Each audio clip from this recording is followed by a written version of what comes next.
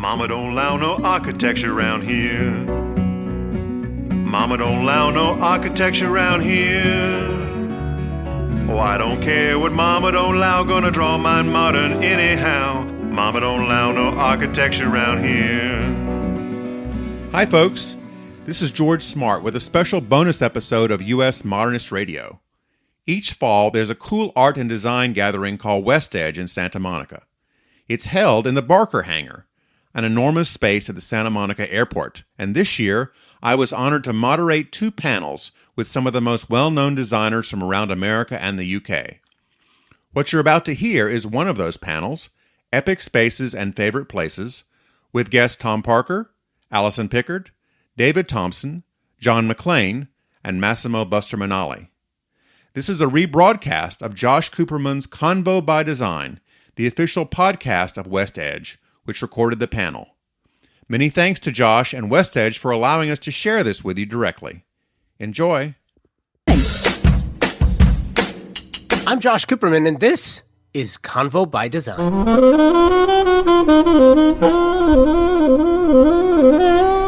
This is a conversation from the WestEdge Design Fair called Epic Spaces and Favorite Places.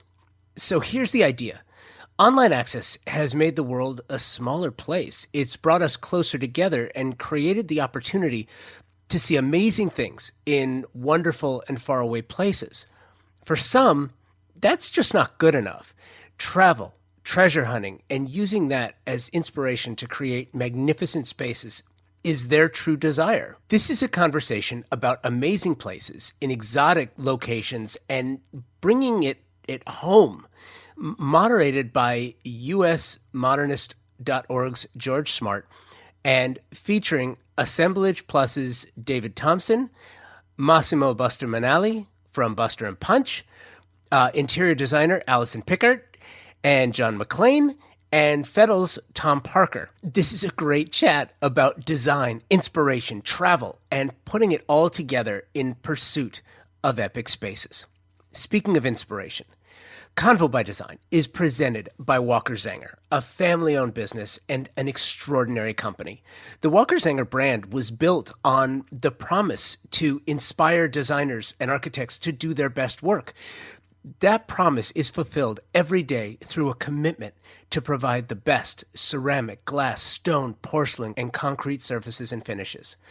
This is a family business with over 65 years of global product discovery, sourcing, and manufacturing the finest products available. Walker Zanger believes strongly in serving the trade with a trade program to make the specifying process simple with the support you need. They also have been staunch supporters of the trade since 1952. Check out their newest collaboration with designer Pieta Donovan, a collection of cement and ceramic tiles inspired by the patterns and colorways of the 1970s and created with a comfortable modernity. Walker Zanger is on the cutting edge of design, featuring products for every style and architectural feel you can create. Check out any of their 14 showrooms across the country or shop online at walkerzanger.com. Thank you, Walker Zanger. All right, let's get to it. We got the green light. How you all doing? Good? Are you enjoying the expo? Well, welcome. Welcome to WestEdge. This is Epic Spaces and Favorite Places, and I'm George Smart. I am the host of U.S. Modernist Radio podcast and the founder of USModernist.org, where we talk and laugh with fascinating people around the world who own, create, love, and hate modernist architecture, the most controversial houses and buildings in the world.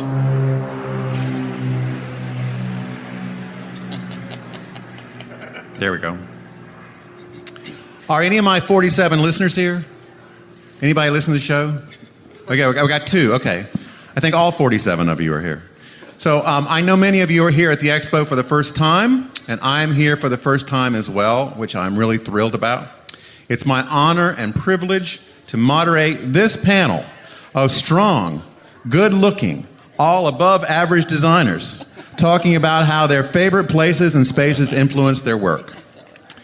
As some of you know who have ever visited the USModernist.org website, what we lack in design, we make up for in volume. With nearly a terabyte of content about mid-century modern and 2.7 million pages of design magazines, our webmaster is Fred Flintstone. Apparently, he stopped learning coding skills around 1998, which is the Stone Age for the internet. And my last major design decision was when my wife called to say that the timeline for my new bathroom was about 15 minutes from then. And I was in an airport getting ready to get on a plane. So I emailed her through my phone a few photos of sinks and lighting and tile. And now I'm thrilled to report that every day I wake up and I walk into the smaller version of the American Airlines Admirals Club men's bathroom. This is a true story.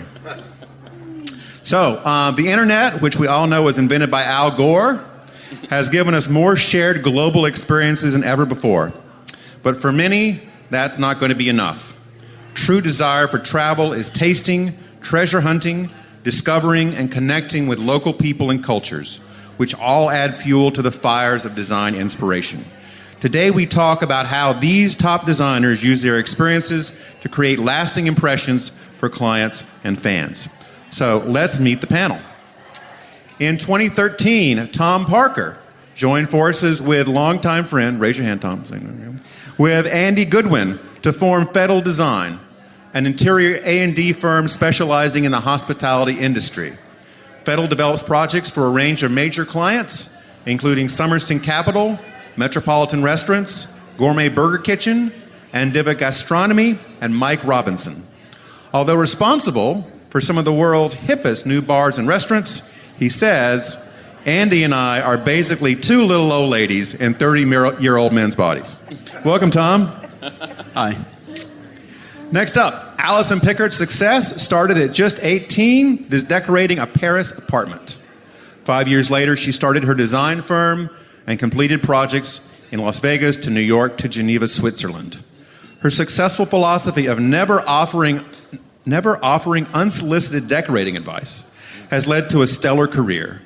With offices in the Bay Area and in Chicago, she's now working on a chateau in France, a sprawling estate in Vermont, and a lake property in Wisconsin. Her first celebrity crush was John Schneider from Dukes of Hazzard. Go Bo and Luke. Hot. Yeah. And of interest to all model train fans, of which I am one, her great-grandfather founded the model railroad company Walthers. Welcome, Allison. I didn't know you were a model railroader. That makes sense. Yeah, that's it. Okay. John McClain, next on our list, is a residential interior designer whose passion is transforming houses into beautiful homes. His award-winning work in custom furniture design led to the creation John McClain Home, and his projects have appeared in publications such as Traditional Home and Elle Decor. The recipient of 14 ASID Design Awards, John is from Chatworth, Georgia, and he makes a mean tater tot casserole. Welcome, John. Yes, you dug really deep on that I one. dug deep for Did that you call one. my mom or something? Hey, I loved you in those Die Hard movies. Really, thank you. I know. Thank you. I'm very. Okay. Yes, I'm great in those. All right. Next up, with a passion for making extraordinary and accessible products matched only by his interest in the 3 M's, motorcycles, metalwork, and music, London architect and industrial designer Massimo Buster Manali launched the Buster & Punch label in 2013.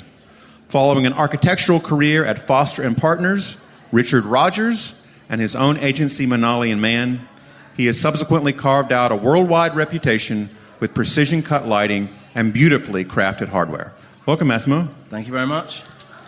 And rounding us out, David Thompson is the founder and principal designer of Assemblage Plus, established in 1997 in Los Angeles with a 4-year hiatus in New York. David has been a key member of the LA architecture community, including Synthesis and Lorcan O'Herlihy, playing a vital role in projects around the area.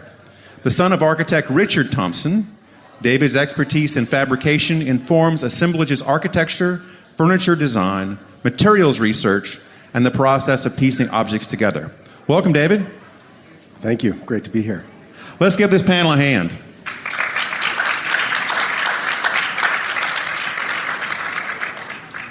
All right, we're going to start in this first question with David and sort of move this way.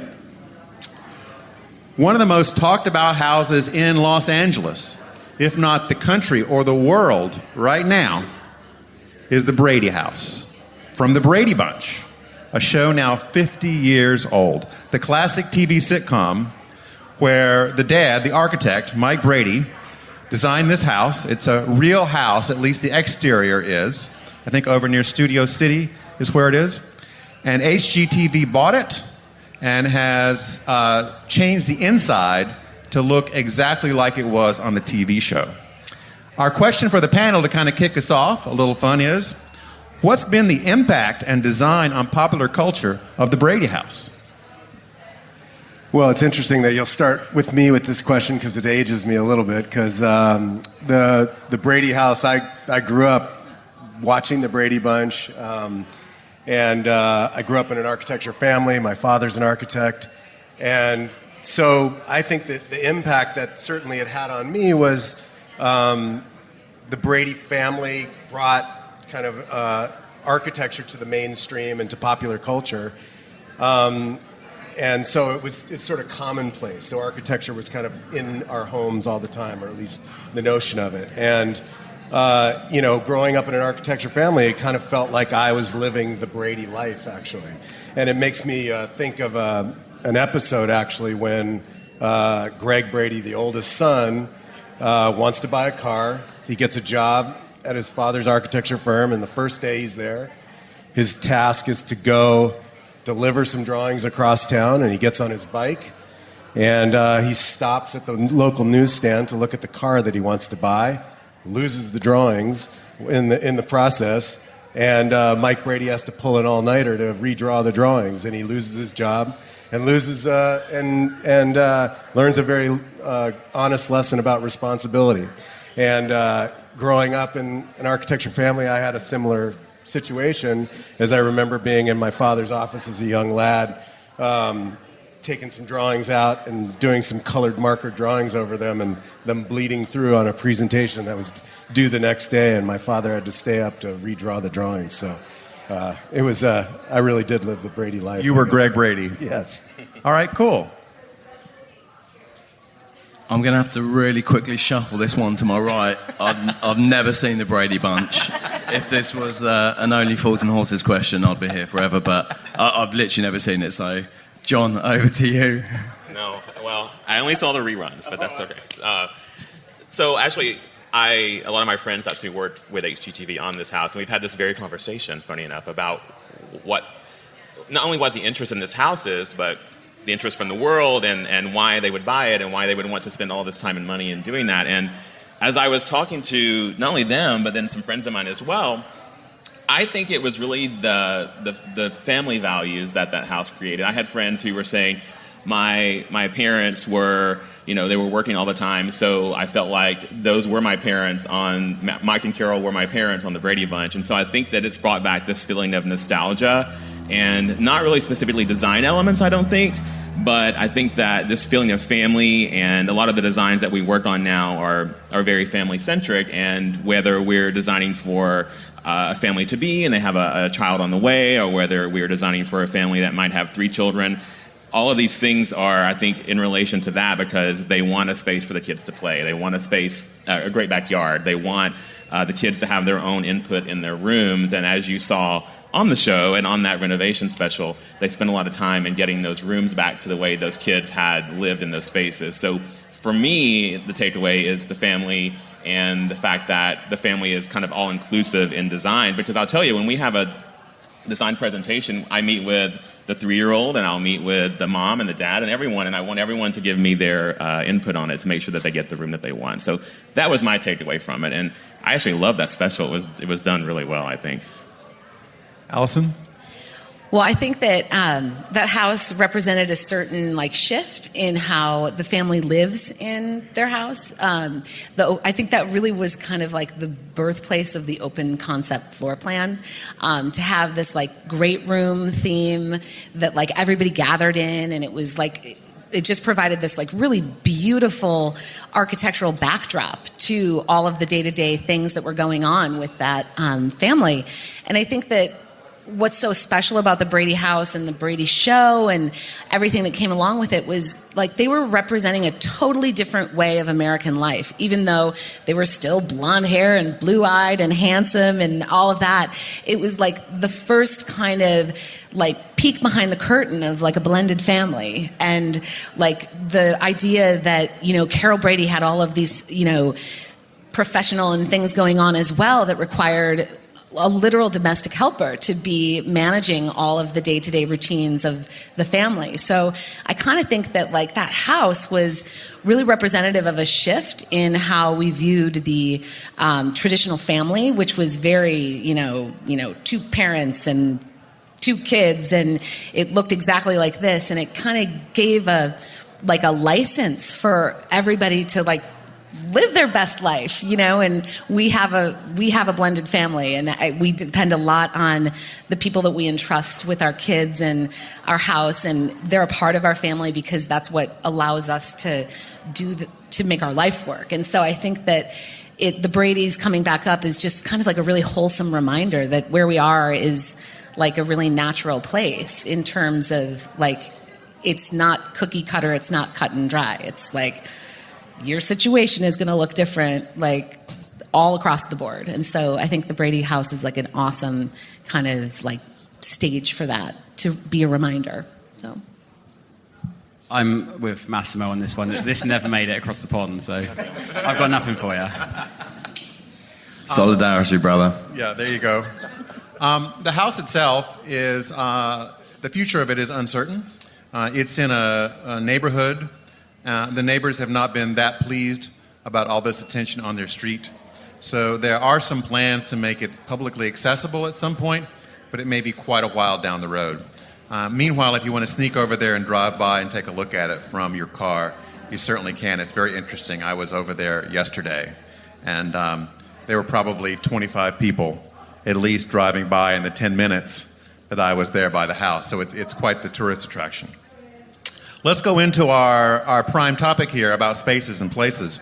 And I want to ask you, of the scenes that you've observed or the physical places that you've been or even in your dreams, what are some of the spaces and places that continue to inspire you with your clients? Let's start on this end this time. I think a lot of the really inspirational places, often for me at least, come from my childhood and from the house that kind of what these guys are talking about, the house that you grow up in, I think then represents in future life a lot of those values that come from those EastEnders, spaces. maybe? No, Exactly, EastEnders, yeah. Only Fools and Horses, as we kind of touched on earlier. But it sets, and it's interesting, my wife and I talk about this a lot, but it sets your parameters a lot for what you expect from houses, particularly in the future, and from spaces in the future. It gives you this kind of bounding box of you know, what you do and don't want in life and what is and isn't home, especially in regards to residential design. I think it has a huge influence on how we as designers see places that we're designing for our clients. So I'd say mainly for me it's places I grew up in. So what are some of those places? Tell us. I think the town I grew up in was very small. It's very, very typical. Something we've been discussing recently. It's very, very typical to have like a kind of 2 up, 2 down. What's the name of it? Tell us. Reading. It's a very, very well-known town in the Royal County of Berkshire in England. It's rubbish. Never, ever go to Reading. But it's a very kind of generic English town, but it sets, when kind of we've been looking for a home, and it sets a lot of parameters in terms of what we would look for in a space. Like the thought of a lot of my friends and people I know have grown up in apartment buildings, and that kind of, the idea of growing up in an apartment building for me doesn't feel like home, whereas a lot of our clients who, for residential projects, they've grown up in apartment buildings, and that's what they want from a home, and that's what they expect. So I think a lot of it in that case is about us shifting our mindsets as designers to be able to understand someone coming from a different perspective. Great, thank you. Allison? So where are some of your places? Well, like the place that like inspires the most, I think I always go back to I'll go back to my childhood home too, in the sense that like my mother she was very into like how everything worked and it had to be lovely, but she also was this really excellent entertainer. And so the best memories I have are like Christmas Eve when like hot toddies were boiling on the stove and like Casseroles came out. Well, yes, and like the lighting and it's like it really like forces you to think about your environment is not just like a paint color or a sofa. It's like, what is the space you're creating? Like, how does it feel? And when you think about like feeling something, it's not just what you can see, it's what you smell, it's what you hear. It's like everything about that is what like kind of triggers those memories. And so I think like the ones that like make me happiest and the most like nostalgically sad sometimes even are the ones in which like, oh my God, if I walk into your house and there is a hot toddy on the stove, like I might just melt into like a bucket of tears. You're just like, oh, my childhood. But it really is this kind of like full sensory experience of design. And so I go back to the childhood home, and that's what we try to create in our clients' houses with like, I'm never going to tell somebody they got to burn a eucalyptus candle, but like, it's kind of having like a thoughtful approach to like, well, what do you like? And like, what are the things that remind you of home and like of a good memory? I think that's really important in design. Where was home for you? Tell us. Milwaukee, Wisconsin. Okay. Midwest. Yeah. So, solid. Miracle Whip solid, country. Right? Solid. Yes. Solid. All right. Well, kind of on that same avenue, I remember growing up making tater tot casseroles. And you neglected to say my amazing red velvet cake, too. So oh, okay. I missed that one. Yeah, you missed that in your research. But so I grew up in a small town in Georgia, and I remember it was very traditional. And my mom she would order things from this company called Home Interiors. And I always loved when those things would arrive in the mail because she let me open the box and put them on the walls. So I was this little kid hanging all these like tacky things on the walls everywhere. So for me, that sort of started this interest in, and it was very traditional design, so it started this interest in traditional design. And we didn't have necessarily a lot of money growing up, so we didn't take extravagant trips, and we didn't take a lot of wonderful vacations. We would go to Florida maybe, once every other year or so. But as I got older and realized like, oh my God, this world is a really, really big place, I started traveling on my own, and that's when it really opened my eyes up to all that's out there. And one of my favorite places in the world is Italy. I get so much inspiration from Italy, and every time I go, it's something different and something more interesting and something that I didn't notice the first time, whether it be the way the trees look or whether it be certain architecture or maybe it's the villa that we stay in. So I find that that's always a go-to inspirational place for me, and for that reason I bring that back and implement that in a lot of my clients' projects. Are there particular cities in Italy that you enjoy? Anywhere in Tuscany. Just okay. Plant me down with a bottle of wine and some cheese and some bread, and I'm totally good. Florence is hugely inspirational, I think, not only for the art scene, but just for the architecture itself. So and they're really near each other, so it's great. I can just pop over from one to the other. So those are two of my favorite places to go. Cool. Yeah. Thank you.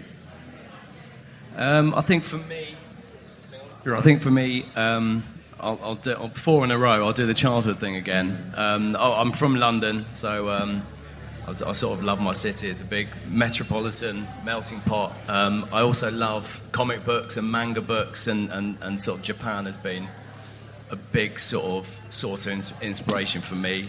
My dad used to take us when we were small, and it kind of has that sort of heady mix of unfamiliarity and feeling like a true alien, which is kind of a rarity, I think, nowadays. And actually it was a big inspiration of why I became an architect. It's one of the only, or the few places, Tokyo is one of the few places that is an actual city that works in 3 dimensions rather than just having a streetscape and some rooftop bars, which I think is super cool.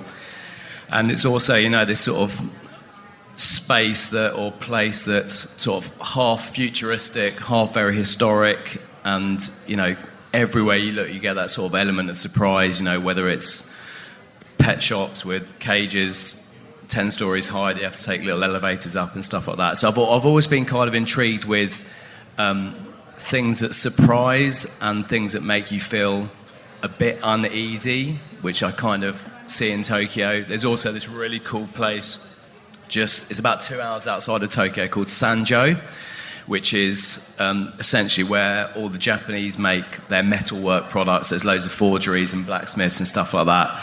And our first we used to make products out there. So actually one of our first manufacturers in this place called Sanjo, and we built motorbikes from the parts that were made there. So I've traveled quite a lot to Tokyo, but it's a constant sort of source of inspiration in everything I do, from architecture actually to products as well. Yeah. All right. That's the one. David, what places inspire you?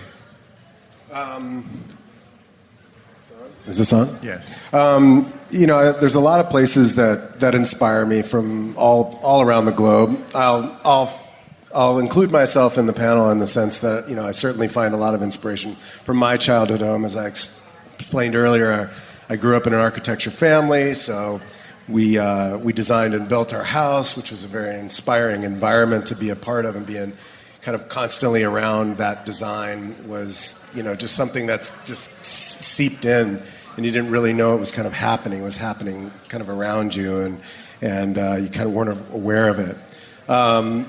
So I share that with the panel. But we find inspiration from a lot of different places in the world, and certainly from different styles, different building types, different time periods, and things like that. I think if we talk about architecture that's happening now, I think we look to places like Japan and Brazil and Switzerland and stuff like that, and certainly here in the U.S. as well for inspiration. For example, I think the stuff coming out of Switzerland from the offices of Herzog and de Meuron are just like some of the most inspiring work going on. For example, for instance, the 111 Lincoln Road parking structure in Miami, is a profound and incredible solution for such a mundane building type. But it's incredibly inspiring and beautiful and such an incredible solution for that. And so much work that's coming out of Japan, Shigeru Ban, and the work they're doing, like the Aspen Art Museum, for instance, which is an absolutely beautifully crafted building that really kind of engages the user both on the inside and the outside to talk about the experience both from the inside of the museum out and the outside of the museum in. So, we find inspirations from a lot of different places, from our own memories, but all around the world, and it's a pretty amazing time to be doing what we're doing. All right. Now we're going to have some individual questions for our designers. I'm going to start with Allison. So, Allison, what is your favorite room of the house to design?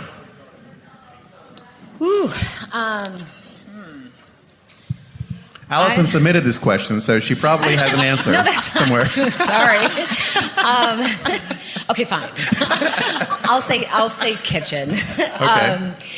I think the kitchen is, obviously, and it's very cliche, but it's the heart of the home.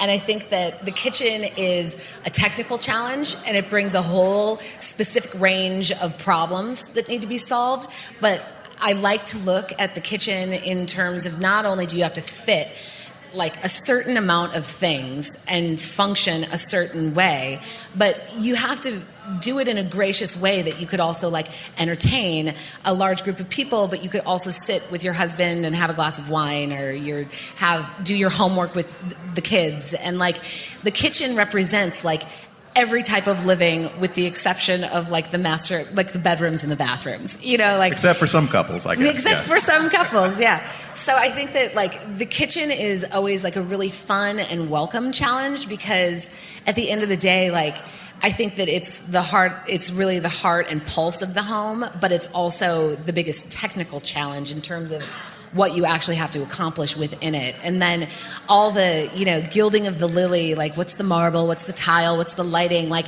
that's always super fun, because if you can look at it in a way that's different than just like a technical, I have to function this way out of this space, but like, wait, why don't we use like living room lighting? Why don't we use like a table lamp in the corner of the counter? Why don't we hang sconces instead of being fully dependent on our recessed cans? Let's think about the space and how we like to feel, how we like to look, how to accomplish that in like a really pretty way. Like I don't look good under super slope LED recessed cans. I just don't. And like I challenge you to find me the person that does. So it's like I spend so much time in the kitchen. Like I would like everybody to see my best side while I'm doing it. So Are you ready for your close-up? What's that? Are you ready for your close-up? I'm never ready for my close-up. You will very rarely find a photo of me. I'm always behind the camera for the most part. So within the kitchen, that's always the place where people who come over want to gather. They always wind up there. Even small kitchens. Like, I don't necessarily, and I love a big kitchen, I really do, but I don't believe that the kitchen has to be big in order to be like an excellent place to entertain. And in fact, like when you have a bunch of people over, they feel uncomfortable when they're spread out. It's like human nature to want to be like shoulder to shoulder and like skin to skin with people. So where are the shrimp? I'm looking for the shrimp. Totally, yeah, right. Totally. And I find that like in the biggest homes we do, for example, I have one in mind where it's this massive kitchen that leads out to terraces and a great room and this, that, and the other thing. And everybody winds up in the butler's pantry. It's like, it's not vaulted, it's dark, it's small, and it's like that's where your intimate group of people who are really dishing the dish are like, that's where you want to be. Like if you find yourself not in the butler pantry at those parties, like you are missing something. So you are out. You're out. You're out. So I think that like being really thoughtful and intentional with how you lay out your kitchen with the technical versus the lovely, I think is the challenge that I really relish in each home. Cool, thank you. David, you've been in Los Angeles a long time. What elements of this city inspire you in your practice? Well, I think Los Angeles is one of the greatest places to practice architecture.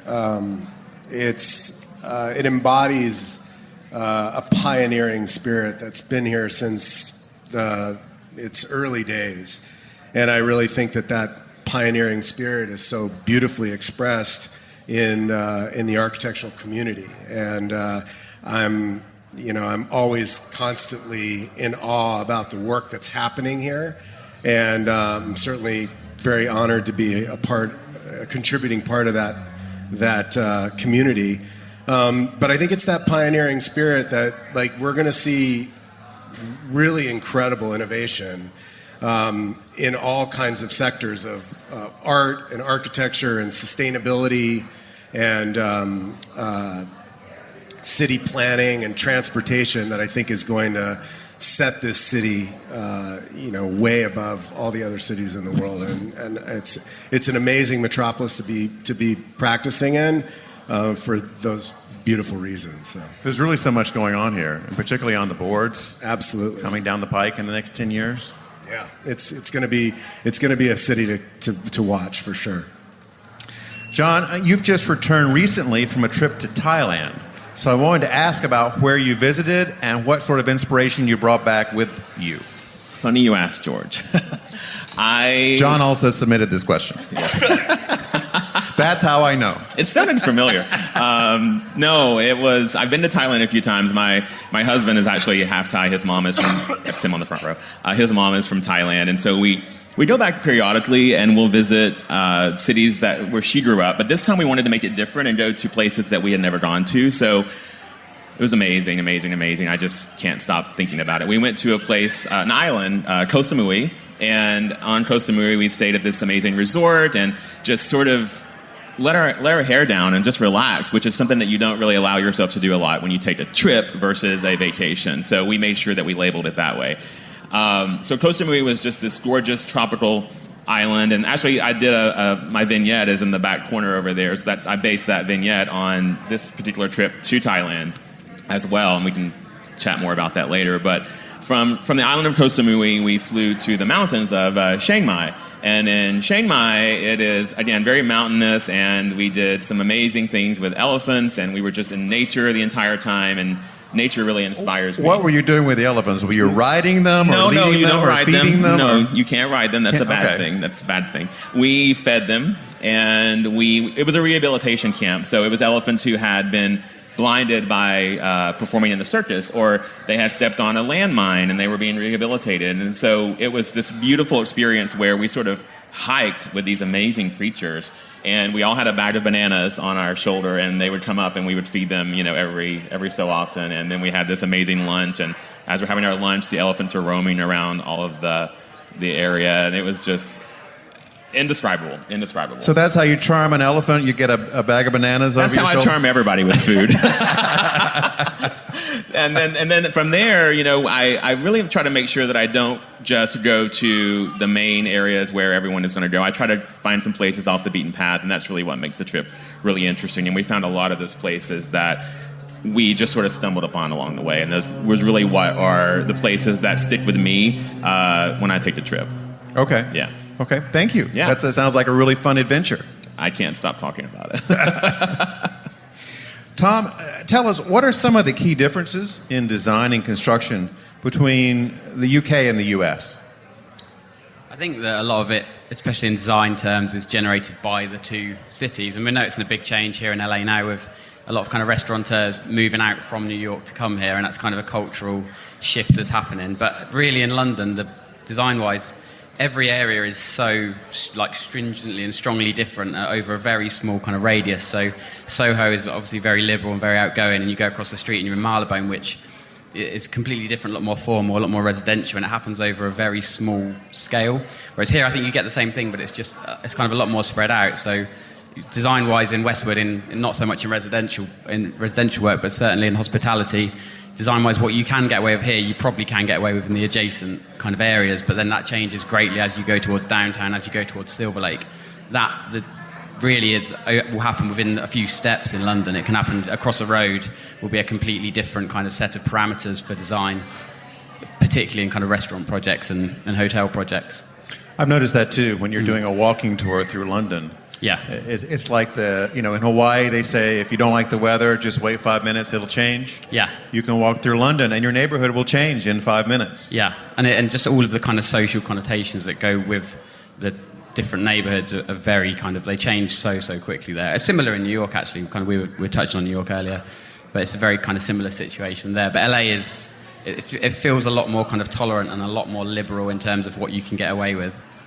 And in terms of construction, I think construction here is so stringent, even in residential design, which is a lot looser in the UK. Kind of any construction here has to be kind of very heavily administrated. You have to be very, very careful with what you do. It's a very different process. Whereas in London, it's kind of much more by the seat of your pants. You can kind of do a little sketch on a napkin, and they'll build whatever you want. And it's just a bit. Here's like kind of much more strict, really. Okay, thank you. Massimo, you work with some blue-chip architecture firms with Norman Foster and Richard Rogers. Do you miss being an architect at this point? I do miss architecture. I was an architect for quite a long time. I was sort of specifically doing interior architecture, and architects hate interiors, so I was one of the only ones doing that. But I find the profession a little slow. Sorry, Dave, you have to close your ears on this. Especially when you work for the larger firms, it's very slow. You sort of get stuck doing toilets for 2 years. You have clients that kind of like filter your ideas. And I've got a very mild case of ADHD. So I need to do things quickly and get gratification quite quickly as well. That actually came out wrong, but... but I do miss architecture. I think it's a really noble thing. But for me, I sort of made the change to products via actually making motorbikes, which was quite strange. But I made the change to products just simply because I could design something, pour myself 100% into it, put it out there, and if people liked it, they bought it, rather than the very slow... filtered, watered-down process that I was starting to find architecture was sort of making me feel. Yeah. Although now I'm doing products full-time, I really want to get back into architecture, I've got to say. And I kind of, I guess I miss, when you design products, you're kind of designing for the masses. So you're trying to cut through the millions of chairs or light switches or whatever is out there. So it's a very sort of instant type of design. Whereas when you design architecture or interiors, you're doing it for a very small, intimate handful of people. So it's a very slow grower. And normally with products, your best idea is your first one, it's your gut. But with architecture, your best idea is kind of the last one. So I kind of do miss that sort of slower, gradual way of designing stuff rather than looking constantly at social and have to come up with a product and do it quickly. So I guess I do miss architecture. But we've started to, in our product company, we're starting to go back into interior space and things like that. So I'm sure I'll get back there at some point. So is there a building in your future that you're going to design? Yes. Okay, there cool. is. I have actually just recently built my house in Sweden, so I've definitely got the itch again. Nice. Yeah, there is. All right, our next question, we'll start down here with David and work our way this way. Mid-century modern design has been huge the last 15 years. Do you see this continuing, or is the movement running out of steam? I don't believe it's running out of steam at all, because I don't believe it's a trend. I think it's much bigger than that. I think it's actually a lifestyle. And I think that's really apparent when you look at California modernism in particular, which is really about a lifestyle that's about open plans and large extensive uses of glass, connectivity with indoor-outdoor spaces, and really taking advantage of the temperate Southern California climate. And I think that's what people want. I think they want to attach themselves to a lifestyle, not necessarily a trend, something that's just happening in patterns. That I think they want to connect to something that is more deeply rooted in a lifestyle that people can attach to and be a part of and live. And I think that's what's inherent in certainly California modernism and mid-century modernism. So I don't think it's anywhere. I don't think it's going anywhere. All right, so it's here for a while. I think so. Okay. Massimo? I kind of agree with David, actually. I think that it's not really a trend, so it won't really die. It kind of feels that it's a bit more in the DNA of furniture and design and architecture and things like that.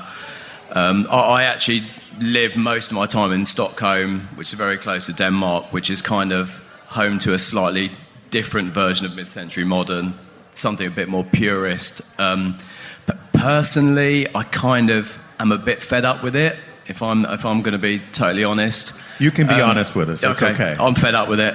I think just us here. I know. Yeah. It's only us and Wembley. But I'm a little bit fed up with it. I think that people use it en masse, and they see it as a mainstay rather than maybe like an accent or something unique. I also think there's kind of like versions of fakes of versions that have sort of muddied the water, so to speak. In Denmark, everyone will have their IKEA kitchen and then maybe an Eames chair that they've got passed down from their dad or whatever it is, and that has like a sort of special story to it or weight to it. Whereas I've found on this side of the pond it is, and probably actually in boutique hotels and things like that, in hospitality in Europe, it's kind of just overused. And I guess I think that designers use trend periods a bit like a crutch, and by that I mean they sort of like revert to what is considered stylish. And I think sometimes these trends, whether it's mid-century modern or 70s or 80s or 90s, can kind of like hold back trying to design product and spaces and buildings that's a bit more present, a bit more sort of culturally relevant for today.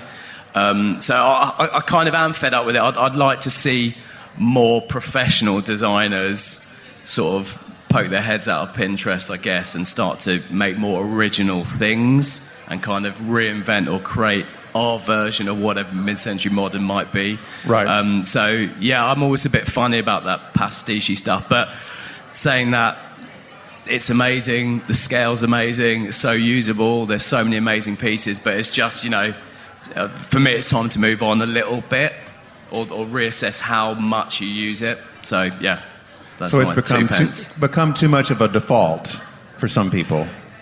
Yeah, a bit generic. Yeah, it's just balanced wrong. So someone might do a living room with 50% mid-century modern furniture, which doesn't quite feel right, which they just go and buy I don't know what the shops are called, West Elm or whatever it might be. Whereas I think they're always the true architecture, the true mid-century modern furniture, the proper stuff is, it's always that special legacy thing that's been passed down. It's got a great story, and obviously being a sort of contemporary product designer, there's so much to love about the silhouettes and the scale, and obviously you can take inspiration from it. But I think we just need to sort of be a bit more original. Right. Okay. That's the bottom line. Yeah. Thank you. John? Well, I have to agree with you a little bit. I think that it's a beautiful aesthetic, and I think that it's easy for people to envision it in their homes because the lines are so clean, and the woods and the fabrics and the materials that are used are really easy to envision those in your space. I don't think it's going anywhere, frankly, because I think that everyone it's everywhere you turn, whether it's in one iteration or another. As you were saying, I think that, to me, the key is to take the elements from that are interesting.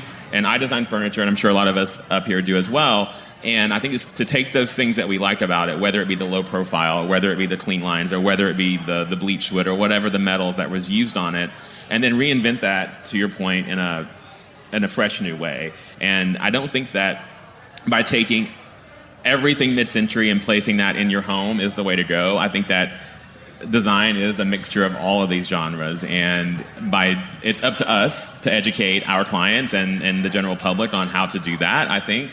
And if they're looking at us and we're just bringing in 20 mid-century modern pieces in a space, then really where is our skill set in making that room interesting? It doesn't, not to say that it doesn't take skill to do that, but it takes a little more effort, I think, to really blend all of these genres together. And I think that's where my design is today, and I think that that's where design in general is, not only with the products that we use, but in the rooms itself. Because when I design a room, I want your eye to sort of bounce around the space and see something interesting here and see something interesting there. And it doesn't really necessarily happen if you have one aesthetic in a space. So I like to mix it all together. Okay, thank you. Allison? Well, I think that mid-century is here to stay, and I love the idea that mid-century is kind of like in the DNA of the furniture design right now. I think mid-century brought to light like the use of different materials, polished chrome, and the different ways in which they use like different species of wood and scale and proportion, all of that. Like, it was definitely, obviously it's such a movement, but I think we see it coming back in this major way because of the secondary markets that are coming up. So young people who are interested in design, who might not have, unlimited funds in which to design, are able to find all of these great pieces that are coming back up on Cherish and on the Sotheby's, all of these different kind of platforms in which people are trading their older, gently used furnishings. And so I think that it's really good for people. Mid-century is like a controlled environment. It's like, I'm hip, I've got a new apartment, and I want it to look cool. So what am I going to do? Like mid-century. It's almost like it all works. It's got this whole vibe unto itself. And so I think that mid-century gives design enthusiasts, especially new to owning a house or renting an apartment, kind of a starting point to say okay, this is cool stuff, and it doesn't look like my mom's or my grandma's, and so let's see how this works. And I think as you get more comfortable and more confident in your own aesthetic, that's when you start blending these different styles and incorporating different, traditional or eclectic or found within your mid-century kind of collection of things. I think that mid-century, because of how excellently they were designed and the pieces are so prolific just in terms of scale and function and design, that period of time for architecture and furniture, it was really quite something to see on all of these levels design coming into the forefront in such a really significant way. And so I think that when you look at, Italianate and traditional and Art Deco, mid-century pieces are really easy to incorporate into your design because they kind of were taking the best of all of these olden, tried and true styles to make this totally new movement. So I think that definitely it's here to stay. We're seeing a lot more of it because of its availability in the secondary market and because it's kind of like an easy, very palatable way to be cool and hip and stylish. Right, it's a great starting point. It's a great starting point. And then I also think, because they're also so iconic that like it's really great to incorporate it into an otherwise traditional project or, in a kid's room where it's going to be beat to hell, but it can stand it because it's been designed really well. So I love mid-century modern for that. I do not love a room that is all mid-century modern. I can appreciate it if it's in a mid-century modern house that is specific and it's like that was its purpose. But unless you are brand new to the design world and you're just super I can appreciate it if you're super psyched because this is what you did and you think it's cool. But I would love to see something else in the room as well. Okay. I really want to see it like blended and mixed. That's where Right. I feel it's the most comfortable. I think that's kind of moving on from what Alison said. That's what you're seeing a lot of at the moment is kind of mid-century blended with newer styles. It's a lot harder with kind of antique furniture to really use that in a scheme because it is so stylized and it is so ornate. It's quite hard to blend that with a lot of the other pieces. Whereas mid-century, I think you can get away with it. And if you look what's opening in the last couple of weeks, downtown, you've got Hoxton Hotel, you've got the new Soho Warehouse. Mm-hmm. It's all along that scheme. There's a lot of kind of reclaimed mid-century pieces, reupholstered, and then used with kind of other classic pieces, but also modern pieces. And I think part of the problem with it is that it is almost so well designed that it sits really well with a lot of other stuff, which is why I think you see a lot of designers using it. But I agree that I don't think it's going anywhere. Well, we have enough material and questions here for several more hours, but we are out of time. And I want to thank our panel. Please give them a round of applause for coming to join us here today.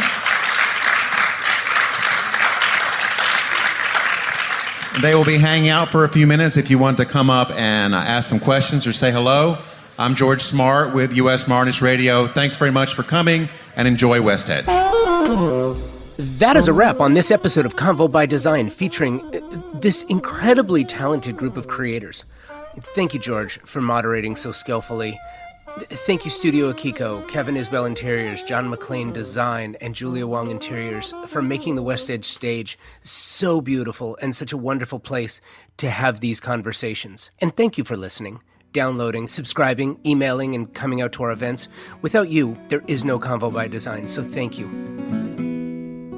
Visit usmodernist.org's massive archives to hear past shows, discover 7,000 mid-century modernist houses, and access 2.6 million pages of classic 20th century architecture magazines. U.S. Modernist Radio is produced by Soundtracks Recording Studios in Raleigh, North Carolina. Our theme song was performed by George Smart and Robinson Earl. Guest research led by Cindy Stratton, not a real name. An enigma to some, feared by others. U.S. Modernist Radio is a production of Modernist Archive, a nonprofit educational archive for the documentation, preservation, and promotion of modernist residential design. I'm Tom Gild. George and I'll be back soon with more quirky guests and another edition of U.S. Modernist Radio.